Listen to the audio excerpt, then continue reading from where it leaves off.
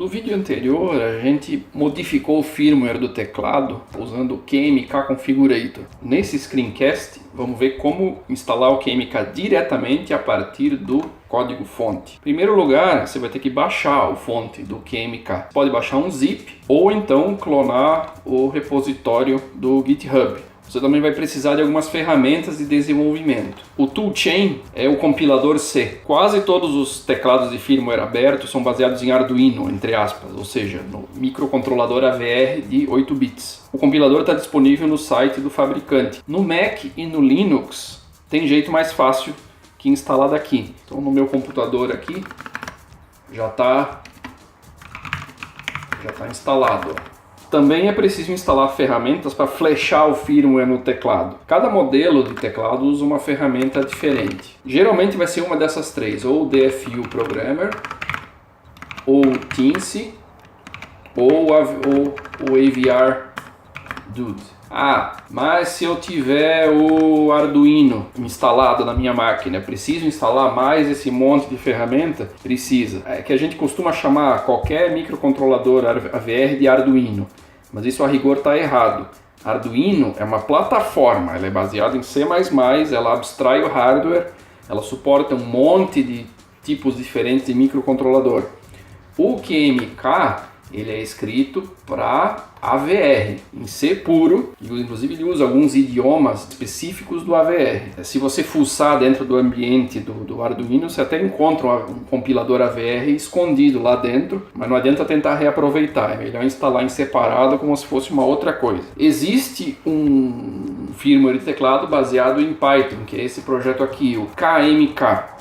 Só que ele está num estado muito incipiente ainda, e ele só roda em microcontrolador de 32 bits, com bastante memória, e acho que ainda é só um tipo específico. Se você for projetar um teclado do zero, você pode adotar esse microcontrolador, mas não é o padrão no momento. Como é que instala?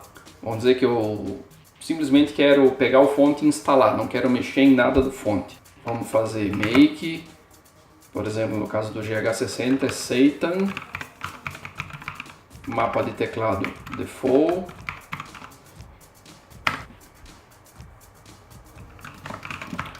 e o produto final é esse .x aqui, que esse é o mesmo arquivo que a gente tinha baixado do QMK Configurator. Aqui no caso a gente gerou localmente, aí você pode flechar ele no teclado.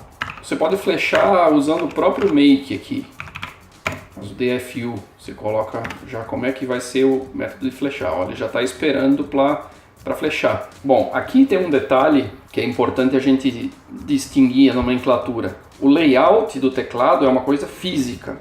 É como você soldou as chaves no teclado. Uma vez que você soldou, não tem volta. Já o mapa de teclas, ou seja, o keymap, é de software. Você pode alterar no código, atualizar o firmware e estar alterando o keymap. Para você ver os modelos de teclado que o QMK suporta, é só você entrar nessa pasta Keyboards aqui, ó. E aí tem uma lista de pastas aqui, cada uma delas corresponde a um hardware diferente, a uma placa ou algum projeto aqui. Dentro do teclado em si, você tem os keymaps, ou seja, os mapas. Então é mais uma pasta com diversas subpastas, cada uma é um mapa de teclado diferente. Vamos pegar o default aqui. Isso que vocês estão vendo aqui é a definição do mapa, é o coração de um firmware, vamos dizer assim. Aqui uma camada, aqui outra camada. Para você mudar um mapa, basicamente você vai mudar esses símbolos aqui. Mas como é que eu vou descobrir qual é o símbolo correspondente a cada tecla? Aí é questão de prática, questão de ir estudando o QMK, ou outros layouts, outros mapas prontos para você ir pegando o jeito aqui. Aqui, por exemplo, esse MO, que eu estou definindo como é que o teclado vai migrar de uma camada para outra. Então quando eu pressionar aqui, essa aqui é na verdade a tecla FN. Então quando eu pressionar aqui ele vai para a camada FL. FL é esse nomezinho aqui, que é essa camada aqui. Vamos ver outro mapa, HASC63. Esse mapa aqui é muito parecido com o que a gente implementou no nosso teclado usando lá o Configurator. Ele é baseado num layout Shift direito bipartido e Backspace bipartido. Ele está bem parecido com o que a gente fez.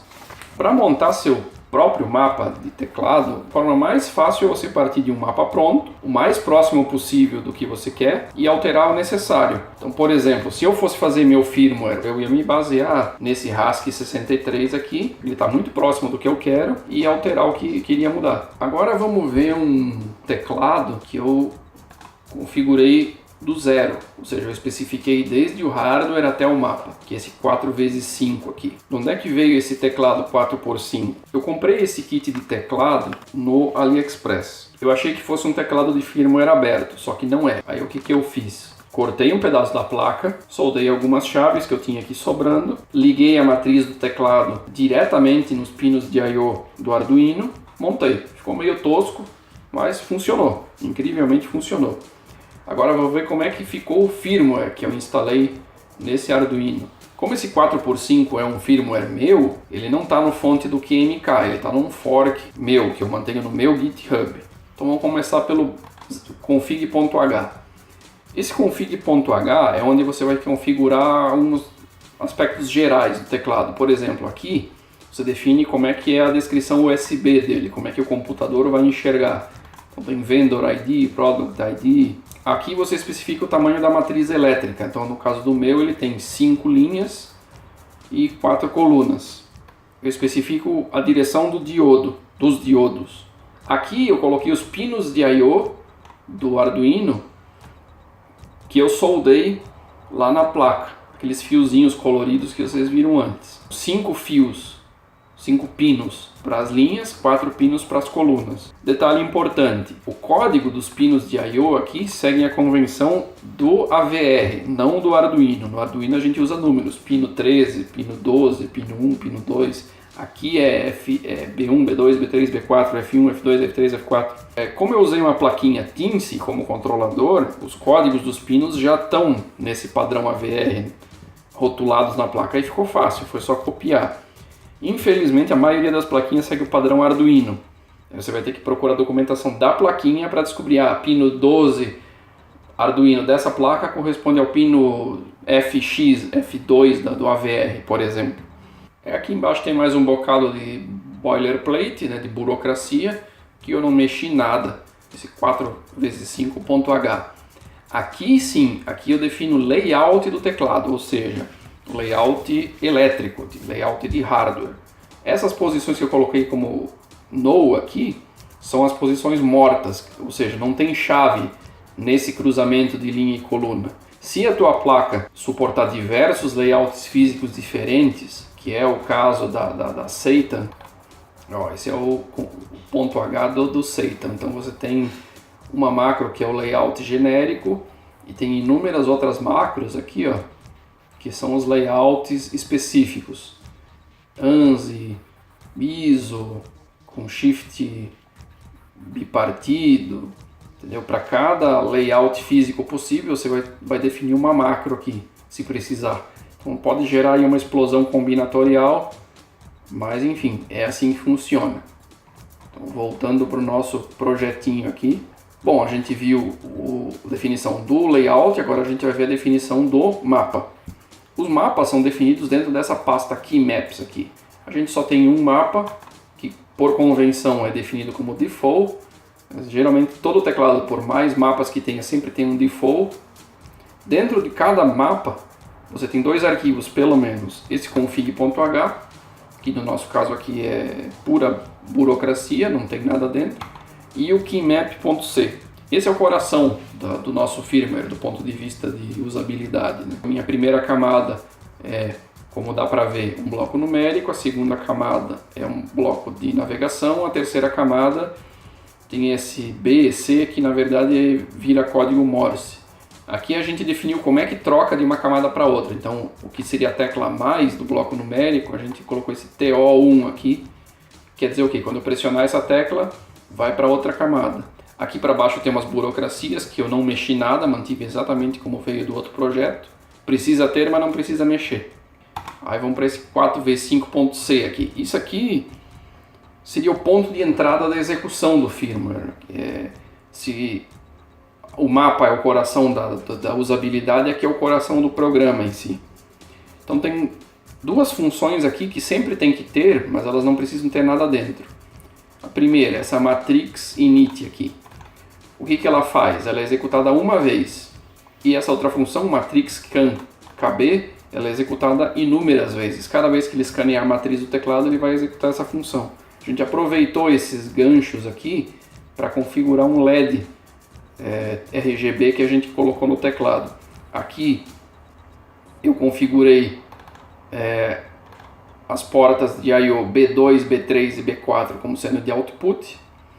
E aqui no Matrix Scan, que é executado várias vezes, eu ligo ou desligo essas portas de I/O para fazer o LED mudar de cor. Daqui para baixo eu implementei o código Morse. Não faz sentido aqui nesse screencast descrever exatamente como eu implementei. Você pode olhar isso no meu fork do GitHub.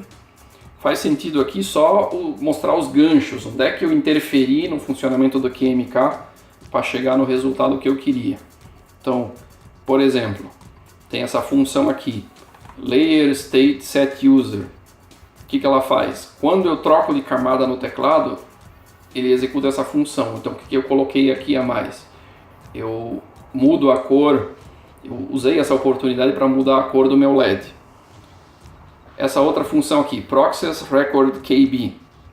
Essa função é executada cada vez que eu pressiono ou solto uma tecla.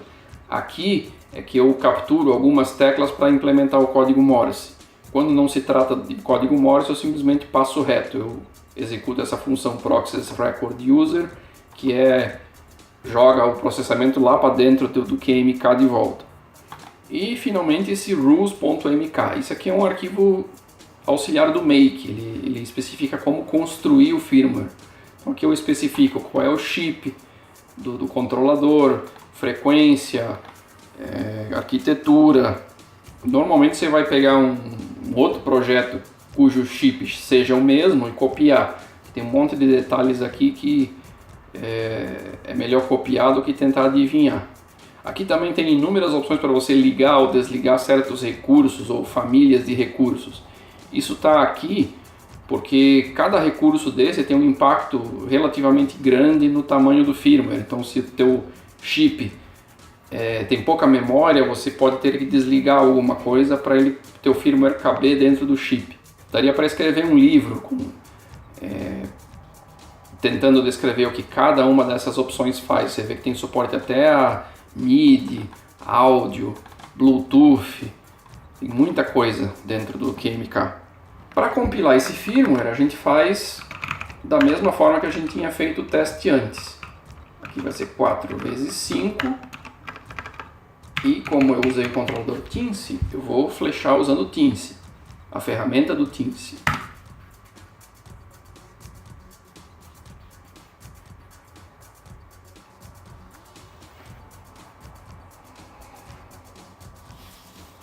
Nesse momento ele está esperando eu pressionar o botão de reset e ele flechou. Está aqui no teclado funcionando. E claro, você pode pegar o teu .hex e flechar na mão, como a gente tinha feito com o Configurator.